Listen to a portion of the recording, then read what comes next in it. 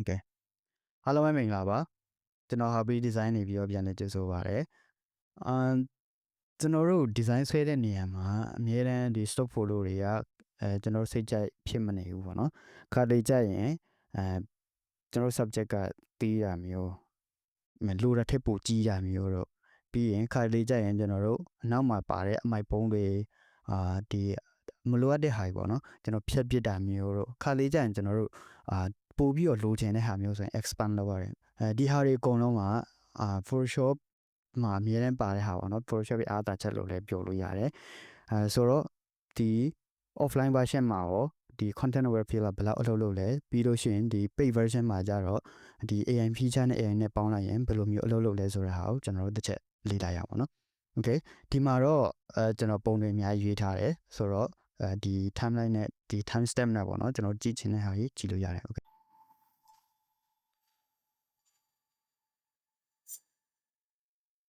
ပထမဆုံးအနေနဲ့ဒီပုံမှာဆိုရင်ပုံကကောင်းတယ်ကောင်းပြီးသားပေါ့နော်ဒါပေမဲ့ကျွန်တော်လိုချင်တဲ့ဟာကဒီထက်ပိုပြီးတော့ background ကိုလိုချင်တဲ့ဟာမျိုးဒီဘေးနားမှာစာရေးထည့်ချင်တာမျိုးဆိုရင် control N နှိပ်ပြီးတော့ file တစ်ခေါ်လိုက်တယ်ခေါ်ပြီးတော့ကျွန်တော်လိုချင်တဲ့ size ကိုရွေးလိုက်တယ်ရွေးပြီးတော့မှအဲ့နေရာမှာပုံကိုချပြီးတော့လုပ်လို့လဲရတယ်အဲ့ဒါမဟုတ်ဘူးဒီနေရာမှာလည်းတစ်ခါလုပ်ချင်တယ်ဆိုရင် crop tool ကိုယူလိုက်တယ် C ပေါ့နော် C ကိုယူပြီးတော့ကျွန်တော်တို့ဘယ်လောက်လိုချင်လဲအပေါ်မှာratio နေရာမှာ1:1 ratio okay 1:1 ratio ဆိုရင်ကျွန်တော်ဒီမှာထားလိုက်မယ်ပေါ့နော် okay ဆိုတော့ဒီမှာအမှန်ချစ်ပြလိုက်မယ်အဲ့ဒါမဟုတ်ဘူးဆိုလဲ enter ပေါ့နော်အဲ့ဒါဆိုရင်ကျွန်တော်တို့ပုံကနည်းနည်းလေးချဲသွားပြီပထမဆုံးအနေနဲ့ပုံပြမယ်ဆိုရင်အမြဲတမ်း control J နဲ့ layer ပွားရတယ်ဘာလို့လဲဆိုတော့ပုံတွေကအမြဲတမ်းကျွန်တော်လိုချင်တဲ့အတိုင်းတစ်ခါဖြစ်မလာတတ်ဘူးပြီးလို့ရှိရင်တကူကူမားနေမိတာပါညာပေါ့နော်အဲ့လိုမျိုးရှိရဆိုရင်ဒီမူရင်းပုံကိုအမြဲတမ်းပြန်ယူရတယ်ပေါ့နော်ဆိုတော့ control J နဲ့လိုက်တယ်ဒီပုံမှာဆိုရင်ဒီအဖြူနေရာတွေကဒီဟာနဲ့မဆက်တော့ဘူးအဲ့လိုမျိုးဒါပေမဲ့ကျွန်တော်လိုချင်တဲ့ဟာကဒီလိုမျိုးဟာပေါ့နော်ဆိုတော့ဒီနေရာမှာ select ပေးလိုက်တယ် select က rectangular select tool ပေါ့နော်အဲ့ဒါအမြန်ဆုံးပေါ့နော်ဒီမှာယူလိုက်တယ် okay ဆိုတော့ဒီနေရာမှာကျွန်တော်ဖြည့်ချင်တယ်တခုရှိတာကအရင်တိတိကျကျကြီးနဲ့ဒီနားကိုလုံးဝမကတ်နဲ့ဘာလို့လဲဆိုတော့ကျွန်တော်ဖြည့်တဲ့နေရာမှာခါလေကြရင်ဒီမှာနည်းနည်းလေးခြံမိတာမျိုးဖြစ်တတ်တယ်ဆိုတော့အများတန်းဒီ save zone ကိုအများတန်းသတိထားပါပေါ့နော် okay ဆိုတော့ဒီနေရာမှာ fill လုပ်မယ်ဆိုရင်2မျိုးလုပ်လို့ရတယ် edit သွားပြီးတော့ content aware field ကိုသွားလို့ရတယ် okay ဒီ color ပါတဲ့နေရာတွေအကုန်လုံးကသူနမူနာယူထားတဲ့ဟာကျွန်တော်စမ်းကြည့်လိုက်မယ်ပေါ့နော်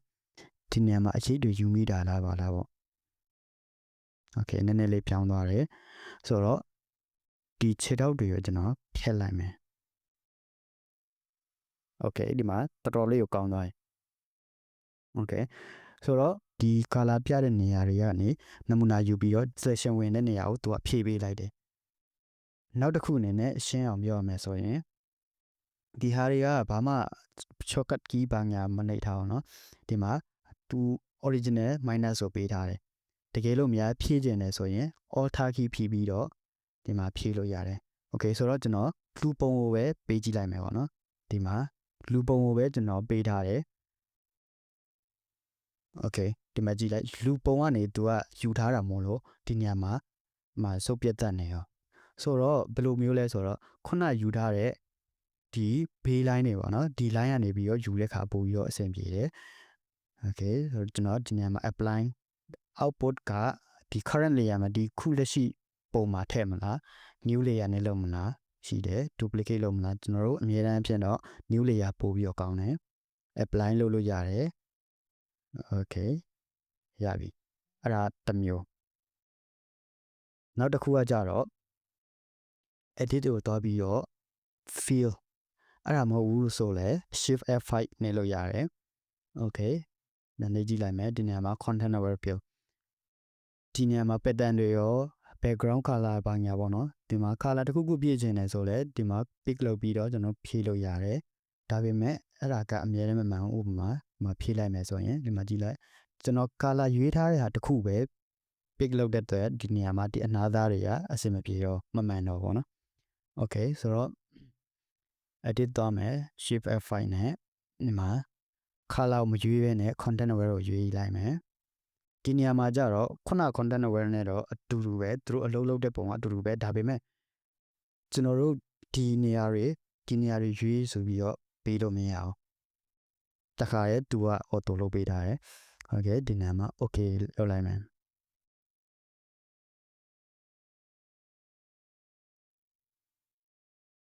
ဒီမှာရပြီ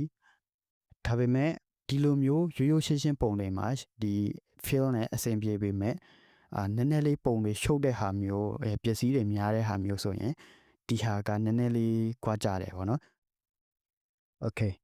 ဆိုတော့ဒုတိယပုံကိုကျွန်တော်တို့ဒီမှာကြည့်မယ်ဆိုရင်ဒီအပေါ်ရောအောက်ရောကျွန်တော်တို့ထပ်ပြီးတော့ဖြည့်ဖို့လိုတယ် control J ပွားလိုက်မယ်ပွားပြီးတော့ဒီနေရာမှာ selection ပေးလိုက်တယ်ဒီအပေါ်ရောကျွန်တော်တို့ selection ဝင်နေတာကြောင့်ဒီမှာ shift ကိုဖိပြီးတော့ဒီမှာပေးလို့ရတယ်တစ်ခုချင်းစီလုပ်လို့လည်းရတယ်ဒါပေမဲ့နှစ်ခုလုပ်လို့ရတယ်ဆိုတော့ပို့ပြီးတော့မြန်တယ်ပေါ့နော်โอเคဒီနေရာမှာခုနနေရာပဲ content aware field ကိုပဲသွားမယ်โอเคအဲ့ဒါဆိုရင်ဒီနေရာမှာတစ်ခါဖြည့်လာတယ်ကျွန်တော်တို့ apply โอเคဒီမှာရပြီကျွန်တော်တို့ပို့ပြီးတော့လိုချင်တဲ့ဟာမျိုးဆိုလဲဒီ content aware field ကတော်တော်လေးကိုအသုံးဝင်တယ်ဒီပုံမှာဆိုရင်ကျွန်တော်တို့ book ကိုဖြတ်ပြီးတော့ background ကိုပဲယူမယ်ပထမဆုံးအနေနဲ့ဒီလိုမျိုးဒီ subject တစ်ခုဖြတ်ချင်တယ်ဆိုရင်အရင်ဆုံး select ပေးရမယ် select ပေးရမယ့်နေရာမှာဒီ2021ကနေပြီးတော့ပါလာရပါတော့ select subject ရှိတယ်နောက်တစ်ခုကကြတော့ manually ပေါ့နော်ကျွန်တော်တို့အရင်တိုင်းပဲဒီလက်နဲ့ပေါ့နော်ကျွန်တော် manually select ပေးလို့ရတယ် okay ဆိုတော့ lasso 2ကခုနောက်ပိုင်းမှာပါလာတဲ့ဟာ brush လိုမျိုးပါလာတယ်ပေါ့နော်အရင်တော့ဆိုရင် lasso ပေါ့နော် okay နှစ်ခုလုံးကအတူတူပဲကျွန်တော်တို့ lasso 2နဲ့ဒီမှာ selection ပေးလိုက်တယ် okay တခုရှိတာဒီအရေးတွေလည်းပါတယ်ပေါ့နော်ကျွန်တော် replace လုပ်တဲ့နေရာမှာ okay ဆိုတော့ဒီနေရာမှာဒါ lasso 2နဲ့ manually လုပ်တဲ့ဟာ select subject လုပ်မယ်ဆိုလဲ W key ကိုနှိပ်လိုက်ရင်ဒီနေရာမှာ select subject ဆိုပြီးတော့ပေါ်လာတယ် select subject ကိုနှိပ်လိုက်မယ်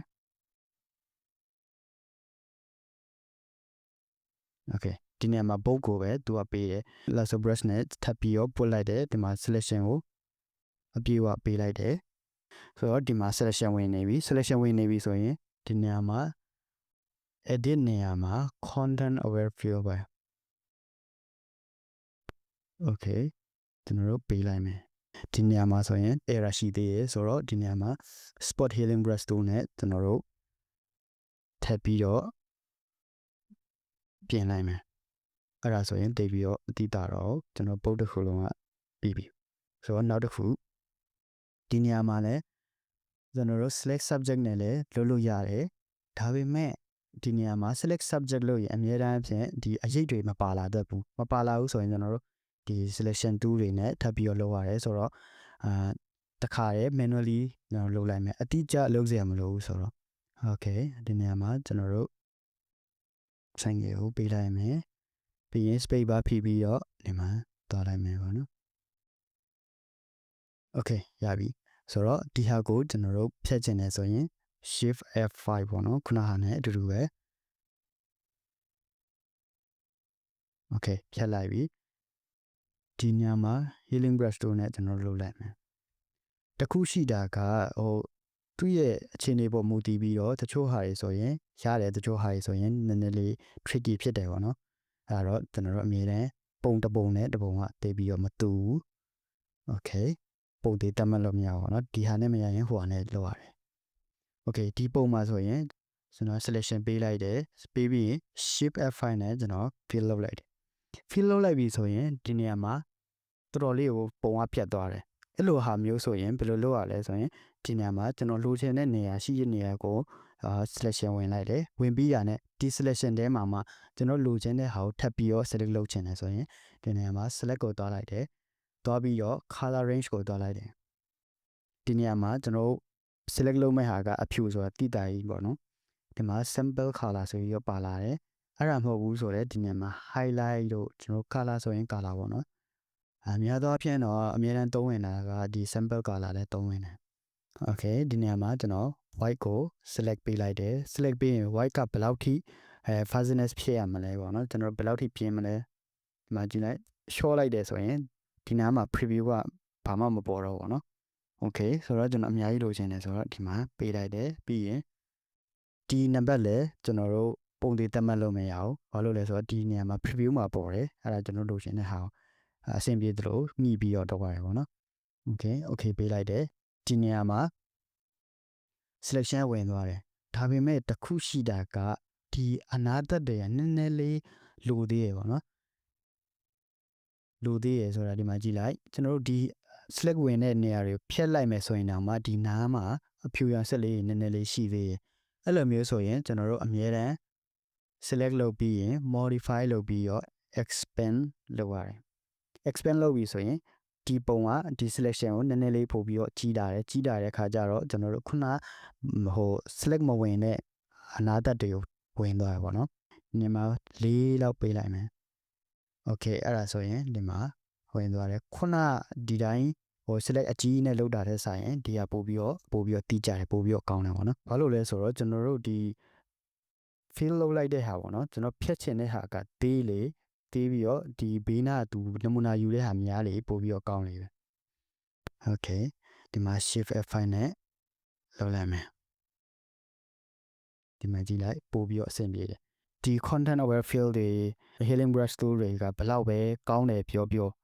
အခုဆိုရင်ကျွန်တော်သုံးတဲ့ဟာ2026ပေါ့နော်ဘယ်လောက်ပဲကောင်းတယ်ပြောဒီ offline version ကတခါလေကြာရင်တော်တော်လေးကိုကွမ်းတယ်ပေါ့နော်ဒီမှာ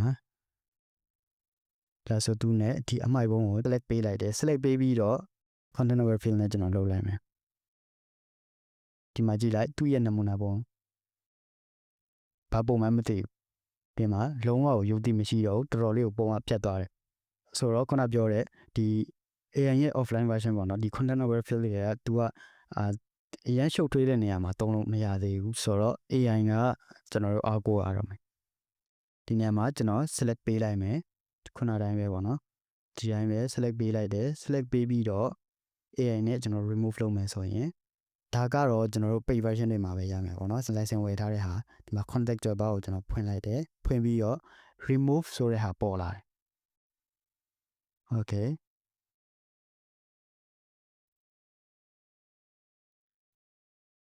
ဒါအဆင်ပြေပါရေပေါ့နော်ဒီနေရာမှာနောက်တစ်ခုလုပ်လို့ရတဲ့ဟာကဒီ generative fill remove ဆိုပြီးတော့ပေးလိုက်မယ်ဒီနေရာမှာ generate လုပ်လိုက်မယ်ဒီခုနဒီတိုင်း remove လုပ်တာနဲ့ဒီ generate လုပ်တဲ့ဟာကဘာကွာလဲဆိုရင်ဒီ generate လုပ်တဲ့ဟာကသူက option 3ခုပေးတယ်ဒီနေရာမှာ variation ဆိုပြီးတော့ဒီနေရာ option 3ခုပေးတယ်အဲ့ဒါကျွန်တော်ကြိုက်တဲ့ဟာကိုရွေးလို့ရတယ်နည်းနည်းတော့ပို့ပြီးတော့ဒီမှာကြည့်လိုက်ဒီတိုင်းနဲ့ဟိုတိုင်းနဲ့သွားပြီးတော့ပေါင်းသွားတယ်ပေါ့နော်ဆိုတော့အဆင်ပြေလားမပြေလားအဲ့တော့ဒီမှာတွေ့တဲ့အတိုင်းပဲပေါ့နော် okay နောက်တစ်ခု remove tool ဆိုပြီးတော့ပါလာတယ် remove tool ဒီ remove tool ကကြတော့ဒီမှာကျွန်တော်တို့ tool တစ်ခုအနေနဲ့ပါလာတာပေါ့ဒီဟာကြတော့ဒီမှာကျွန်တော် select ပေးလိုက်တယ်ကျွန်တော် remove လုပ်မယ့်ဟာတွေအကုန်လုံးကို select ပေးလိုက်တယ် okay ဆိုတော့ကျွန်တော်ဒီတိုင်းပဲ brush ကိုလွတ်လိုက်ပြီဆိုတာနဲ့သူက generative ပေးတာအဲ့လိုလုပ်တယ်ပေါ့နော်တိတ်တော့အဆင်မပြေသေးဘူးဒါပေမဲ့ပုံမှာကဒီအနောက်မှာပါတဲ့မီးတိုင်နဲ့ဒီကမီးတိုင်ကနည်းနည်းလေးရှုပ်တယ်အဲ့ဒါကြောင့်လည်းဖြစ်ကောင်းဖြစ်နိုင်တယ်ဒီ remove tool ကတချို့နေရာတွေကျတော်တော်လေးကိုသုံးဝင်တယ်ဥပမာကျွန်တော်ဒီဆွဲကြိုးမကြိုက်ဘူးပေါ့နော်ကျွန်တော်ဖြတ်ချင်တယ်ဒီတိုင်းပဲဒီအရင်တော့လိုမျိုးကျွန်တော်တို့ pot healing brush tool နဲ့ကျွန်တော်လုပ်မယ်ဆိုရင်ရကောင်းရနိုင်တယ်ဒါပေမဲ့ဒီမှာဒီလိုမျိုးဖြစ်တဲ့နေရာမှာဒီထောင်းတွေဒီအနာသက်တွေမှာကြတော့နည်းနည်းလေးအခက်တွေ့နိုင်တယ်ပေါ့နော်ဒီ remove tool ကဒီလိုမျိုးနည်းနည်းလေး tricky ဖြစ်တဲ့နေရာမှာဒီမှာပေါ့နော် remove tool ဒီ AI နဲ့ပေါင်းတဲ့ဟာဒီဟာကိုကျွန်တော် GI ပဲအလွယ်လေးပေါ့နော်ဘာမှ view မဆိုင်တော့ဘူး GI ပဲ select ဝင်လိုက်တယ်ဒီနေရာမှာ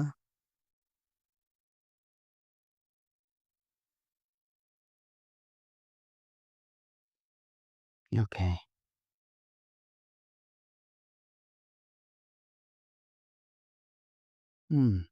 ဒါစင်ပြေသွားရပါတော့တော်တော်လေးကိုစင်ပြေတယ်ဒီနေရာမှာတစ်ခါလောက်လိုက်မယ် okay ဒီနေရာမှာတစ်ခါလောက်လိုက်မယ် ဒီနေရာမှာတစ်ခါလုပ်လိုက်မယ် okay ဒီဟာက spot healing brush နဲ့ဆိုရင်ဒီလိုမျိုးအင်ဂျီခောက်တဲ့ဟာမျိုးတွေနည်းနည်းလေးထောင်ချိုးတွေများတဲ့နေရာမျိုးမှာဆိုရင်တော်တော်လေးကိုရှုပ်တယ်ပေါ့နော်နည်းနည်းလေးလောက်ရတာခက်တယ် okay နောက်တစ်ခုဒီလိုနေရာမျိုးမှာဆိုရင်ကျွန်တော်ဒီလူပုံကိုဖြတ်မယ်ဆိုရင်ဒီ line တွေကကြားခံနေရောအဲ့လိုဟာမျိုးတွေဆိုရင်ကျွန်တော်တို့ဘယ်လိုလုပ်ရမလဲဆိုရင် select subject အရင်လုပ်လိုက်မယ်အဲ့ဒါမဟုတ်ဘူးဆိုလဲ manually လဲကျွန်တော်တို့လုပ်လို့ရပါတော့ okay select subject လုပ်ပြီးရင်ဒီနေရာမှာခုနပြောတဲ့ shadow ကအများတန်းပါမလာဘူးပါမလာတဲ့ခါကျတော့ကျွန်တော်ဒါဆိုသူနဲ့ထပ်ပြီးတော့ပေါင်းလိုက်ရုံပဲပေါ့နော် okay ပြီးရင်ခုနပြောတဲ့ဒီ select လုပ်တဲ့နေရာမှာ तू ကဒီအနားသက်တွေကိုဒီနေရာမှာနည်းနည်းလေးအမဲရောင်ကရှိသေးရပေါ့နော်ဆိုတော့ကျွန်တော်တို့အများတန်းmodify လုပ်လိုက်မယ် select modify expand ဆိုပြီးတော့ဒီနေရာမှာ6လောက်ထားလိုက်မယ် okay ပို့ပြီးတော့ကြီးသွားပြီဒီမှာ save ဖြစ်သွားပြီပေါ့နော် okay ဒီလိုနေရာမှာဆိုရင်ကျွန်တော်တို့ remove လုပ်လို့လဲရတယ်ကျွန်တော်တို့ပထမဆုံးအနေနဲ့ generative fill ကိုလုပ်လိုက်မယ် okay ဆိုတော့ကျွန်တော်တို့ပုံတွေကိုတစ်ခုခုထပ်ပြီးတော့လိုအပ်တဲ့ဟာမျိုးဆိုရင် content aware fill ကပဲအကုန်လုံးကိုဒီဟာချဲလို့ရတယ်ကျွန်တော်မလိုအပ်တဲ့ဟာတွေဒီ content aware fill နဲ့ပဲကျွန်တော်အကုန်လုံးကိုကျွန်တော်ဖြတ်လို့ရတယ်ပြီးရင်ဒီခုနပြောတဲ့ဒီ subject တစ်ခုခုကို select လုပ်မယ်ဆိုရင် manually လည်းရတယ်အဲ့ဒါမဟုတ်ဘူးဆိုလဲသူပေးထားတဲ့ဒီ select subject ပေါ့နော်2016မှာလဲကျွန်တော် AI ပဲဖြစ်ဖြစ် AI မဟုတ်တဲ့ဒီ content aware fill ကလည်းခါတလေကြရင်ဖြစ်ချင်တိုင်းကိုဖြစ်တော့တာပဲသိရမလားအဲ့လိုမျိုးဆိုတော့ကျွန်တော်တို့အမြဲတမ်းဒီဟာနဲ့မရရင်ဒီ spot healing brush tool နဲ့နည်းနည်းလေးဖက်ပြီးတော့ညှိလိုက်တယ်တချို့ဟာထပ်ပြီးတော့ပြင်ရတယ်ဆိုတော့ one click နဲ့ရတဲ့ဟာတော်တော်လေးကိုရှားပါတယ်ပေါ့နော်ဆိုတော့ဒီ content aware fill နဲ့ပတ်သက်ပြီးတော့နားလည်သဘောပေါက်မယ်လို့ထင်ပါတယ် okay ကြည့်ရှုပေးရတဲ့အတွက်အလုံးကျေးဇူးတင်ပါတယ်နောက်မှတွေ့ကြမယ် thank you